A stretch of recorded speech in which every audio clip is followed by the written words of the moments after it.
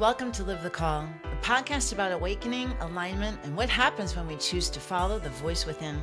I'm Pamela Downes, your host, and each week I sit down with someone who's saying yes to their soul, trusting divine timing, and walking their spiritual path with purpose. These conversations are here to inspire you to listen more deeply, to live more fully, and to remember why you're here. Let's begin. So today I'm joined by Julie Ryan. She's a psychic medium, a medical intuitive, an author, an inventor, an entrepreneur.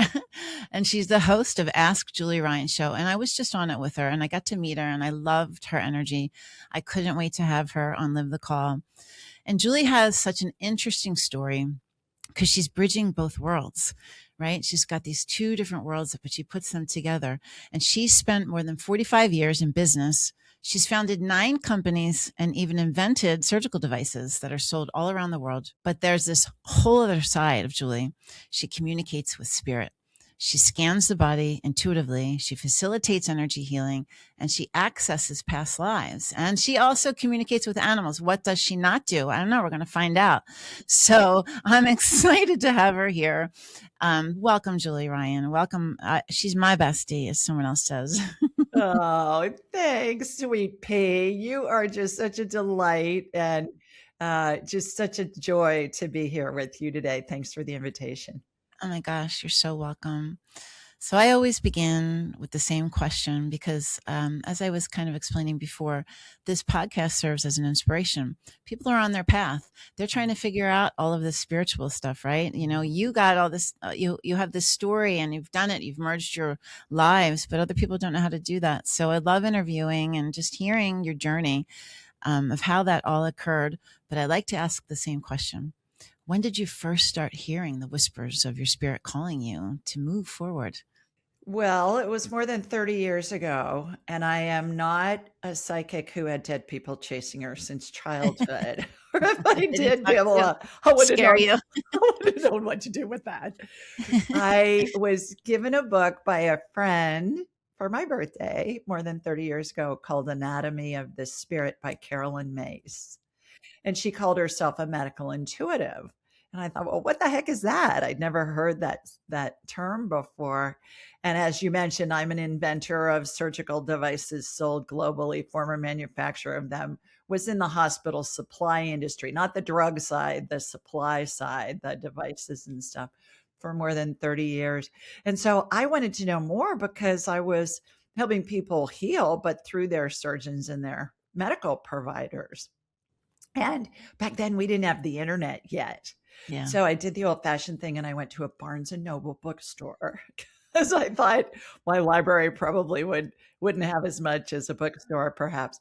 And I found a book there called Hands of Light by the late Dr. Barbara Brennan, who was a former NASA physicist who parlayed very complex quantum physics principles into understandable English for the non-scientific mind. That would be me. And I read her book and I wanted to know more. And so I called her school, which at the time was on Long Island. And I said, you guys, can anybody teach this stuff in my area? And sure enough, they did. They had a graduate who had just opened a school, a healing arts school. And she combined the Barbara Brennan stuff and the Kabbalistic healing and lots of other modalities into her own big goulash. And she taught that. And so I studied with her for 6 years.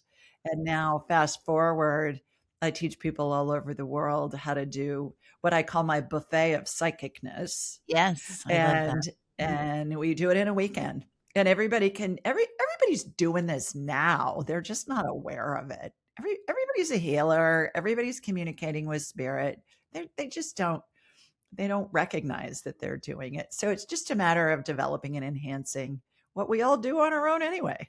Yeah. When you were doing that, were you, what did your family think? Like, what did the world around you? I mean, like we both have similar backgrounds working in corporate and working with like having a persona, right? And this doesn't really, it's not something people talk about really when you're in the conference rooms or in the meetings or sales meetings or whatever.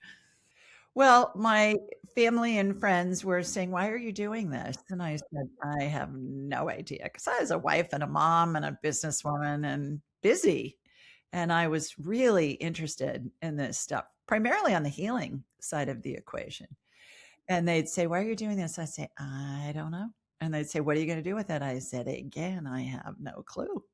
And here we are all these decades later, and I'm doing it full time. And it is the most fun I've ever had in my whole life. Yeah, I'm sure. How did you feel about, like, having a certain level of success in your former professional life? Like, did you just think, I know you say you don't know, but there was a part where you did know. You had to start expressing it outside of yourself, and you had to start working with people and like bringing it right into your experience. Were you ever self-conscious about it, or were you ever like, I don't know, felt like, I don't know if this is what I want to do, or how do I do this? Because I did. On the woo-woo side? On the Yeah. woo-woo side? Oh, yeah, yeah, Yeah. yeah, yeah. I have a, kind of a three-part story that will illustrate it beautifully. When I was with my mentor one day, this was several years after my mother had passed, and when she was dying, it's the first time I'd ever been around anybody who was dying, and I saw these angels and deceased loved one spirits and pet spirits, and I was thinking, "Whoa, this is crazy." I felt like the Lady of Justice statue balancing. My heart was breaking because my mother was dying very unexpectedly, and I was seeing all this glorious stuff from the spirit side. So one day, a couple years after my mom had died, this spirit of this dead pope came walking into the room, and he said, he came in. He had his hat on and his shepherd's rod and the whole nine. You just came walking on in. Came walking Hey. on in, and when I'm having a healing performed on me, all my deceased loved ones' spirits are on either side of the table, and I'm facing up. And so he joined us, and I said, "Well, hello, who are you?" And he said, "I'm Clement." And I said, "I'm so sorry, I've never heard of a Pope Clement." Now, 12 years of Catholic schools, mind you, Right. never heard of Right. a Pope Clement. And he laughed and he said, "Well, I was number 6." I said, "Great. How may I help you?" And I'm thinking, okay, why is this guy here? And he said, "You need to teach the world what happens when somebody dies, because it's been so bastardized over the millennia and people are so afraid, and it's ridiculous. You know what happens. Everybody goes to heaven. This is just craziness. And you need to teach the world what happens when somebody dies." And I laughed and I said, "Well, thank you so much for the offer. But you see, I'm a businesswoman and people will think I'm nuts. So I'm really not interested, but thanks for stopping by." And he laughed some more and he said, "Well, yeah, yeah, yeah, yeah. This is what you're here to do. So you just need to do it. You just need to get on with it." Again, I said, "Thank you so much. I'm really not interested." 15, 20 minutes later, I get in the car to go home, Pamela, and I'm looking up Pope Clement VI on my phone. Come to find out, this guy was in office during the Black Plague. He's best known for his prayers for the dying and his prayers for the dead. And I thought, God, Ryan, you can't make that up. So I still was just not interested. And probably a year later, maybe 2 years later, and I just, it was in the back of my head, but yeah, whenever. I'm in church. I'm sitting between my husband and my son, and the priest from the pulpit says, "Wouldn't it be nice if somebody could tell us if we're really greeted by angels and our loved ones' spirits and escorted into heaven?" And I'm getting elbowed from my husband and my son. And I'm thinking, God, seriously, from the pulpit, you're giving me grief about this? Okay, okay, okay. So I wrote angelic attendants. What happens as we transition? Free copy for anybody. Stay tuned. We'll talk about that. Anybody that wants it. And I thought, all right, all right, all right. So I wrote the book, put up askjulieryan.com. I thought, I'm going to get nailed. This is going to hurt my company. I'm going to get nailed. And I was given a talk at a conference about a couple months later, business talk. And at the end of my talk, this guy came up and he had his iPad open to askjulieryan.com. Oh my With my gosh. pictures on the Wow. homepage. And he said, "Is this you?" And I said, "Why, yes, it is." And I'm thinking, oh, here we go. And he said, "Well, I'd like to sit with you at lunch because I want to know more." And I smiled and I said, "Oh, that would be lovely." And inside my head, I'm thinking, great, I'm going to get pummeled for an hour at lunch. And this is a conference of C-suite executives, primarily men, maybe a couple of women in there, but primarily men. So, Pamela, we sit at this table of 8 people, 7 guys and me. And all they wanted to talk about was woo woo. They didn't want to talk about the conference, about their companies, what my talk was. All they wanted to talk about was spiritual stuff. And so I said, all right, all right, all right, all right, I'm in. And that's really what convinced me was those three different situations over a couple of year period. And then sold my surgical device company and thought, all right, I'm just going to jump in and see what happens. And it's been just amazing and so much fun. Most fun thing I've ever done. I love that, Julie. And I see myself in you, like that was my experience too, sort of with being in one space and then jumping to that's exactly my experience too. I just sold my company. But I was finding myself like having these conversations. Somehow I didn't bring it up, but spirituality continued to come up at the tables and at dinners and it's just fascinating. Well, that's exciting. I love that moment. I can just almost see it in my mind's eye. And that would be such a great movie. Like I can see this like this amazing movie. It was the healing thing that really brought me in. That's what piqued my interest. And that's most of the work that I do now, just because that's what people ask me to do. And what I realized, and you know this, once you connect with spirit, you can do it all. I don't understand why the woo woo space, and woo, as you know, means source in Taoism. And I love the word woo woo because it's fun. But woo woo, you got the psychics and the mediums and the channelers and the pet psychics and the healers. It's like, it's all the same thing. You connect with spirit, you can do it all. So that's why I say I'm a businesswoman who learned how to do woo woo and I'm a buffet of psychicness because you can do it all. And that's what I teach. Well, how did you get into the healing part of it? How did that part start? Well, I studied with my mentor, and pretty early on, actually, in the first chapter of Angelic Attendance, I talk about what happened, but I started seeing colors first in my mind's eye. And then pretty shortly thereafter, I started seeing body parts. I'm like a human MRI. So, with somebody's permission, I can see inside their body. I can see broken bones, torn ligaments, viral infections, bacterial infections, cancer, metastasized cancer, whatever. And then spirit works through me and with me to help heal that person, help that person heal themselves, because nobody ever heals anybody else, ever. No doctor, no medical provider, no healer. We're all helping the person heal themselves. An analogy I use a lot is you have a big cut on your leg and you go to the emergency room. Well, the doctor's going to stitch it up, but the doctor doesn't make your skin grow back. You make your own skin grow back. And that's how all this works. Mm-hmm. You have such a sweet personality and I think you have just a confidence about you. But also you're fun. Like you're joyful with it. Like you can tell that you enjoy it and you don't take it too seriously and you're playful with it. And that's the part that I love because I don't know if you find this and you interview so many people can be too serious about it and they can be really too serious about it. And I think that's what, now as this is moving more mainstream, as more people are wanting to know more about it, it's the approachable people that they are migrating towards because it's easier to kind of dive into these spaces of woo, however you want to say it. Yeah. Well, Yeah. and a great example of that was I use stem cell energy a lot in healings. It'll regenerate any body part we need. And I'll see a mold of, I just got a phone with a client. She had a whole bunch of her colon removed. We just generated new colon pieces for her. And we watched them get sewn back in where the colon had been removed. So I watched a mold, like a plastics mold, Pamela. Now, I used to use blow molds and injection molds to manufacture surgical devices. So I watched this plastic mold and stem cell energy went into it. And there was a vortex above it. And I watched it get clamped off on both ends. I watched it get put back in place, sutured into place, clamps removed. Now her bowels all restored. But the interesting thing about the stem cell energy is it looks like a light amber colored gel, has sparkles in it because it's fun. It's supposed to be fun. And it reminds me of Dippity Doo hair gel, which was a thing when I was a kid in the 60s and 70s. I know it. We still sell it on Amazon, which is hilarious. So first time that came in, I said to Spirit, seriously? You want me to say Dippity Doo? And I heard, yeah. And I said, why? And they said, because people your age are going to know what it is.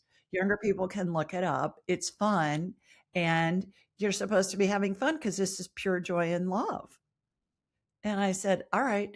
But the other interesting thing about the stem cell energy too, Pamela, is that I didn't see that for the first probably 20 some years that I was doing healings. New things come in as things become more part of the zeitgeist. 20 years ago, nobody had ever heard of stem cells. Now, most people have at least heard the term. And so when I explain it, they have a human frame of reference for it, which I have found that Spirit's going to utilize images and methodologies and devices, sometimes that haven't been invented yet. And you'll hear me go, oh, cool. I haven't seen this before. And that appeals to my inventor brain. But what we're doing is Spirit's giving us a visual, and embedded in that visual that I'm describing to my client or the person who calls into my show is the healing frequency. So when they envision it, that healing is integrated into their body more easily by them picturing it. It's really That makes fascinating sense. how Yeah. Spirit uses imaging and feelings and smells and, all the senses. Yeah. It makes sense because we have to understand it and they have to utilize Right, what we know. I love right, that. right. Julie, can I go back to something that you brought up before? Sure. We both have the Catholic background and you're still involved in it. And I love that you love your faith so much. I love that. There's a lot of people that are still in faith that watch our podcast and watch my videos and many other people's videos. They're trying to understand it all. You function outside of the box of traditional faith. And can you talk about that a little bit? And was that Sure. hard for you? Like, how did you navigate that? And how did your family navigate that? No, it wasn't hard at all. I called myself a cafeteria Catholic. So I take what I like and I leave what I don't like. Okay. And I think That's, that's in everything, yeah. all religions, all cultures, all civilizations, all governments do things that are sometimes horrific throughout history. And that's how we create what we do want when we know what we don't want. So when I'm at mass, and I go pretty much every weekend, I say the rosary every morning, I meditate, and then I say the rosary afterwards. And I've done it for a long time, many, many years. I see grace. Grace looks like iridescent little shards of energy that I'll see grace. I see things energetically happen at Mass during different parts of the Mass that I'm happy to describe. I've been to shrines. There's a shrine, I live in Birmingham, Alabama, and there's a shrine north of me called the Shrine of the Most Blessed Sacrament, founded by a woman named Mother Angelica, who has the EWTN TV and radio network. It's the biggest radio network globally, and they have their own TV station and stuff. And so I've been there for healing services before a handful of times. Every time I'm there, Pamela, during the benediction part of the service, I see tongues of fire on everybody's head in the congregation, like they talk about in Pentecost. So I turn my radar on and off at will. I don't walk around scanning people or places. I'm cooking dinner and folding laundry and doing regular stuff. And and first time I saw that, I thought, okay. And then everybody gets blessed. They go up to the communion rail. And a lot of people are in wheelchairs and they can't walk. So some people are kneeling, some people are standing, some people are in wheelchairs. And each person, when they're blessed all the way down the communion rail, it's like somebody's turning on a light switch. Boom, boom, boom, boom, boom. Boom. Somebody's blessed. They turn on. Boom. Next person's blessed. I was in Oklahoma City last weekend and there's a pretty new shrine there. I forget the name of it, but it's a blessed guy who's on his way to sainthood, blessed something. My girlfriend took me there and they were closed, but we were looking in the windows. And she was a lawyer, so I wasn't worried, about getting arrested. we were looking in the windows. And this man who was a martyr is buried underneath the altar in the chapel. And so I'm looking in the window and I turned on my radar and the light emanating from underneath the altar where he's buried was just massive. It was massive. Went up over the altar, around the altar, underneath the altar. It was just extraordinary. So I get to see amazing things like that energetically. I see different parts of the Mass, the Catholic Mass, where there's energy that comes down from up above, comes down on the altar. When the priest holds up the communion or the chalice and says, "This is my body, this is my blood," it's the Christos energy that's being infused in there. And when he holds it up, there's this arc of energy that goes out over the whole congregation. And then at the end of Mass, when he's blessing everybody again, this arc of light goes out. And I've seen many other different things at different churches and cathedrals around the world. I like to go to Mass when I'm in a different country, and I turn on my radar and I would see what Yeah. I can see. I Yeah. think that would be amazing. Okay, so if we're talking about see what you can see, do you ever see anything that's not so lovely to see that's around in those spaces? Never. Never. You mean like That's so evil incredible. spirits or any of that? Yeah, No. like any Yeah. attachments or All anything where spirits are pure love. And all of that, that's what Pope Clement was saying. He goes, it's been so bastardized over the millennia. My parish priest says people are afraid to die because they don't know if they're going to fly or they're going to fry. But it's Which is true. true. It's all been used to control the masses with fear. Doesn't exist. I've heard it a bazillion times from spirit. Now, Doesn't may I ask you a exist. question? When you went to see the martyr and you saw the light coming, Yeah. if we transition into energy and we're left with our physical remains that are there in that space, what do you believe that light energy is? Like, what, in your words, do you believe that light energy is? And is it being shown to you to show the energy of that martyr, or is it, existing there I permanently? got a yes. I heard a yes. It's being shown Mhm. to me to show that martyr. I also believe that that's the whole premise behind the relics. The splinter of the true cross that Jesus died on, the bone of Saint whoever. Those pieces and parts are infused with divine energy from that being. And so we have access to that energy in a physical form, in the form of a relic. And that's and I always thought it was pretty creepy that there's a bone chip from Saint whoever in this relic, and I'm thinking, ew, why does anybody want that? And then I asked Spirit, and they said because the energy of that saint is infused in that relic. That makes sense. Yeah. That makes sense. Because of your strong religious ties, do you see, I mean, you must see the archangels and you must see, different saints and things like that. Because I have this connection to Assisi. I loved when I went there. I wasn't who I am now spiritually, but as soon as we turned the corner and I saw the mountain or the hill or whatever you want to call it, with the architecture and like I just had this moment, and I felt so connected to Saint Francis. And do you ever see any of those beings? All the time. Mm. Anybody we want to talk to, we just think of them. Our heads are like big satellite dishes. This is what I teach. And they receive and they transmit frequencies. Every spirit has a frequency that they keep throughout all their lifetimes. So whether you knew them or not is irrelevant. Whether they're attached to an alive body or not is irrelevant. Because it's my spirit connecting with somebody else's spirit when I'm doing a healing on them. Or doing, scanning them and helping facilitate healing. So you want to talk to St. Francis, just like, hey, Francis, Hey, Francis. hey, Francis. And that connects your satellite dish head instantly to his frequency. And it opens up a two-way radio communication. And you just talk to him.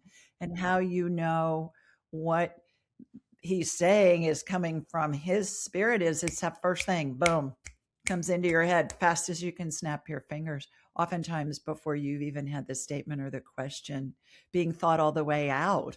Because time doesn't exist in the spirit world, time's a human creation. And so they've already got what we're asking or saying, and they're responding. And you know Yeah. that from the channeling that you do. Oh, It is yeah, that first totally. thing, boom, Right. boom, Boom, boom, boom. boom. Yeah. But, I know people are so interested in, especially when it comes to the spaces of religion, because people are navigating that. I love hearing that. Well, how do you help people when they're learning these differences, like to decipher what's information in their head versus intuitive wisdom that they're receiving, so that they're to learn that, Yeah. navigate? All of my training classes, I have 3 of them, and all of them have live practice groups multiple times a week. It's developing the muscle. It's laying the neural pathways in the brain. It's like when you're learning to drive a car, you can read a book, you can watch a movie. You certainly have ridden in the car with a lot of people, but until you're behind the wheel and you do it quite a few times, you don't feel comfortable. This is the same way. So all of my practice groups, and again, people that take my big class, next one's in October, coming up here of 2026, there are 17 options for a practice group they can tune into and participate in a week. 17. And so there are people who are graduates of my big class who help validate the information that's coming in. And once somebody does it and they get validated, then they learn to trust it. The more they trust it, it's just second nature. And it really is developing that neural pathway in the brain, which I teach it, turn it on and off in an instant. You are welcome to meditate for an hour, twirl 3 times, jump on your left foot, and raise your right hand if you want. That's fine. But I'm, I'm a businesswoman, cut to the chase, boom, turn it on, turn it off. And so I had a very famous psychiatrist, double board certified Dr. Daniel Amen, who's done I don't know, hundreds of thousands of brain scans. And I asked him to scan my brain because I wanted to see if something was lighting up when I was communicating with spirit. So he put me in a SPECT scan, which is like an MRI, and he took pictures, and then I had him on the show, and he said, when you're talking to spirit, this part of your brain is very busy. And he basically validated that I had developed that muscle, those neural pathways in my brain with lots of practice. Everybody can do this stuff. In my classes, people are doing it in the first hour Hmm. and they're amazed Yeah. because everybody's doing it already. They just don't realize it. They just don't realize it. And you say that it's learned, and I agree. I always say that, like, it's like learning a language or expressing on a sheet of music that you have to learn, and you have to flex that muscle. But we do have these gifts. We do have that. We're born with these Right. abilities. Right. So we have to remember them, and we get to remember them, which is the exciting part of it. Um, May I give a so couple of examples of things everybody does? yeah, Everybody's intuitive. I mean, we've all yeah, had gut feelings about things, but most of us have experienced thinking of somebody and we either get an email from them or a text or a phone call, or we run into them and we say, "Ah, what a coincidence. I was just thinking of you this morning." There's no coincidence. Those are your spidey senses. That's your intuitive abilities. Likewise, everybody's a healer. Most of us at some point in our lives have either comforted a small child that's fallen down and maybe skinned their knee, and we kiss their boo boo and hug on them and say, honey, you're fine. And then they go off and play. Well, that's being a healer. Likewise, if somebody's depressed or in grief or something, and you give them a kind word or you support them in some way, what are you doing? You're being a healer. We're all doing it. Every one of us. We just don't realize it. yeah. It's beautiful. So sum up to everyone what happens when what you think as you were commissioned by that Pope. What do you tell everybody what happens when they die? Yeah. He always wears his hat when I talk to him. And I said to him after several years, Pamela, I said, Clement, I know who you are. You don't have to wear the You know, hat. you don't have to put Please, on the whole thing. you don't have to wear the hat, have the shepherd's hat. He goes, yeah, but it looks good, don't you think? Hmm. He's hysterical. He's hilarious. He is so funny. So it cracks me up all the time. What happens is When we're dying, our spirit and our body start to separate, and the spirit exits through the top of the head and hangs on, and it looks like a cartoon caption bubble, like a speech bubble. And then the first spirit to show up is the maternal spirit closest to the person who's dying. That really surprised me. I thought God probably had a death and dying department in heaven and would dispatch some angels to go take care of Stanley Death because and Dying Stanley's, Department. you know, It's the HR it's like, department. okay, here, let's send some angels down to Stanley because he's dying. That's not what I see. No. So it's the maternal spirit. It's the woman who raised the person. If the dying person's mother is still alive, it's going to be their maternal grandmother. If she's still alive, it's going to be her mother. It's always on the maternal line, which I find really interesting. And I have a thought about that I'll share in a minute. And then the next spirit that comes in is the paternal spirit, that person's father. If the father is still alive, it's going to be the maternal grandfather. Again, the paternal spirit is always going to be on the maternal line. The only thing that I've come up with that correlates with that in the research I've done is in the Jewish faith, a child is not considered Jewish unless born by a Jewish mother. And it keeps that maternal line. So that maternal line has been very, very important, at least in the Jewish faith throughout history. And there's a lot more to that than I've uncovered yet. So that's interesting. Then what happens next is all these angels show up. And these are big old angels. They're like I was taught they look: big wings, white gown, bare feet, rope belt. And they form a circle with the parent spirits anchoring. Let's say our dying person is laying face up in a bed, just for conversation's sake. So the parents are at the feet of the dying person, and these angels form a big circle with the parents as the anchor. As the dying person gets closer and closer to their departure time, that circle opens up into a horseshoe and eventually is a straight line across, let's say, the foot of the bed. And those angels act as angelic crowd control, is what I call them, because there are thousands upon thousands of spirits that show up that I call the Welcome to Heaven Committee. And they're there and they're in period dress. We may have some cavemen spirits. We may have some Renaissance attire. We may have go-go boots and miniskirts from the 60s, from the Twiggy era.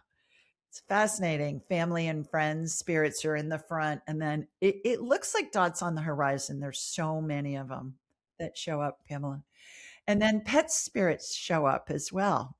Every pet the person's ever had in their lifetime, they show up. Can be dogs, cats, birds, snakes, whatever. I see farm animals and I'll say, "Oh, did your grandmother grow up on a farm?" They'll say, "Yeah." And I'll describe the horse and the cows and the chicks and ducks and goats and whatever. And then recently, this was so fun. I had a woman with whom I was working, and her husband was dying. And I said, "There's all these African animals that are in the room." I said, like zebras and giraffes and rhinos and lions. And I said, Did he grow up in Africa or something?" She said, "No. When he got out of college, he went to work for the Peace Corps for 10 years. And he worked on an animal refuge in Africa, and all Wow. those animals were there." Oh my gosh. I How thought that cool was is so sweet. I have goosebumps yeah. just telling you about Yeah, it. me too. I do Yeah. too. So, Incredible. a couple of nuances, if I may, that are interesting. One in particular around phase, I call these the 12 phases of transition. And around phase 5, there are 2 additional angels that show up on either side of the spirit bubble and position themselves. The first time I saw this was with my mother, and I thought, I don't know what they're going to do, but I know they're going to play a role. Well, after about phase 9, between phase 9 and phase 10, those 2 angels on either side of the spirit bubble, their wings started to move, and they reminded me of a giant owl's wings, silent, strong, creating a drag almost. And I thought, okay, it's probably going to help her spirit evacuate. And what that movement of the wings, what happened, Pamela, was it created a vortex above my mother's head, and it does over everybody's head. And it felt like this upward pull, really strong pull. Reminded me of being in the car wash at the end when they turn the dryer on, it's sucking all the water off the car. That's what this reminded me of. And sure enough, that's where the spirit exits. And then the angels escort that spirit to heaven. Heaven looks like this really big, bright, whitish plasma wall. You go through it with the angels, there's no trace. And it's interesting. A couple of interesting points about this. First of all, on that vortex, when I was writing angelic attendants, I thought, I'm going to look up owl wings vortex. What I found out was there's this aeronautical engineering phenomenon called the wingtip vortex. You ever heard of that? No. It's a phenomenon that happens as the air goes over and under a wing, and it causes a vortex to form underneath the wing and causes lift. Wow. If There you you go. look up wingtip vortex, there are thousands of aeronautical engineering drawings, articles, papers, whatever. Every pilot knows about it. Every bird, every bug, every plane, every jet, every kite forms a wingtip vortex, and it causes lift. So I thought, okay, I'm sensing these angels creating this vortex, and it's helping my mother's spirit and everybody else's spirit separate from her body. So I thought that was amazing. The other thing is that the spirit always goes up and to the right. And I've seen this thousands of times in working with people, up and to the Interesting. right as I'm looking at the patient. So I was given a talk about this a couple years ago, and there was a physicist in my audience, a professor. And he came up afterwards and he said, I know why the spirit goes up and to the right. I said, okay, please enlighten me. And he said, well, think about how you screw down the lid of a jar. You screw it clockwise to get it to go down. You screw it counterclockwise to unscrew it to lift it off. As you're coming back around counterclockwise, what do? You lift it up to the right. He said, so it makes total sense that vortex that's causing lift, like when you're removing the lid of a jar, is coming up and to the right. Wow. That makes sense. Okay. Lastly, the 12 phases of transition. I realized this at my mother's Catholic funeral. At the end of every Roman Catholic funeral, there's a prayer called In Paradisum that's either said or sung. And In Paradisum is Latin for into paradise. And it talks about the angels and your loved ones will greet you and lead you into paradise. And I thought, holy Moses, that's what I saw happen with my mother. So again, when I was writing angelic attendants, I looked up, where did that prayer originate?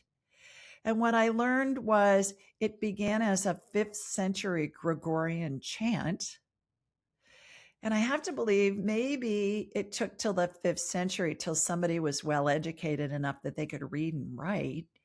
Certainly those people were men living in monasteries and synagogues. And so I believe that people have been able to see the phases of transition since the beginning of time. And it's just as we've become more proof-based in the last 100, 150 years, maybe we've put that on the wayside. And yet now there's university-based research that shows that 90% of people at the end of their lives report seeing the spirits of deceased loved ones and pets. So we've got the proof that shows it now. Yeah. So And it's the all white light, fascinating. right? Yeah. It's so fun. I could listen to you all day. Yeah. I love you're just amazing. And I'm sure that our listeners feel the same way. There's so much to uncover here. I'd love for you to come back another time and share even more wisdom with us and just connect. But I want you to share what you're excited about, all the ways that people could connect with you and work with you and lay it on us, Julie. Okay.